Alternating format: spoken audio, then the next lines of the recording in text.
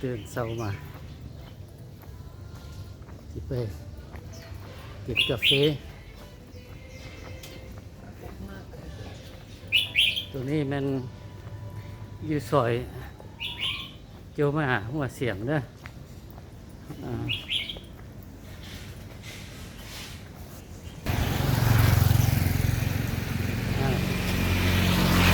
แก้มน้ำคลอง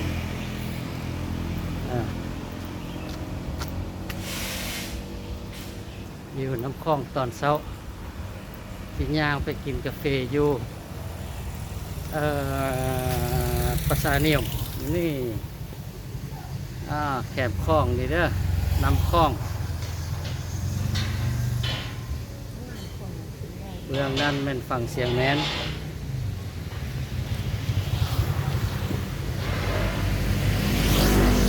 ฟังเสียงแมนโอ้มีแต่เหือไล่แท้ไล่ว่าไปทางใด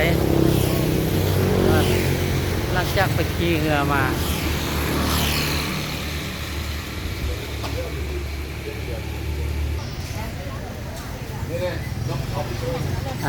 มากินเนี่ยเท่าแก่ภาษานิยม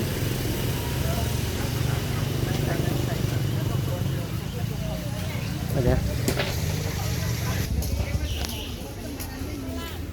กินอาหารเช้าแทนน้ำคลอง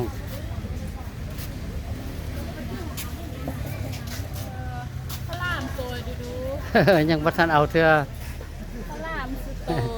ยังบัทันเอาเถื่อเด้อ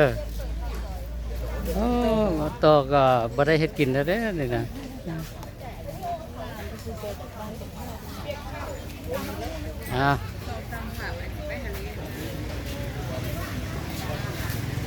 กาแฟนะหัวหน้าเจ้าของภาษานิยมเด้อนี่เด้อโอ้เต็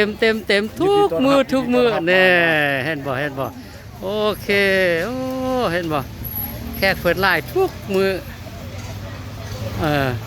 นี่เด้อภาษานิยมร่วงพระบางชื่อเสียงโด่งดังได้นี่นะ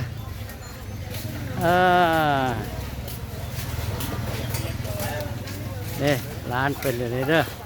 ภาษานิยมกินกาแฟก่อนแล้วค่อยโถมแล้วค่อยถ่ายให้อีกเด้อมาให้เบิ่งอีกโชคดี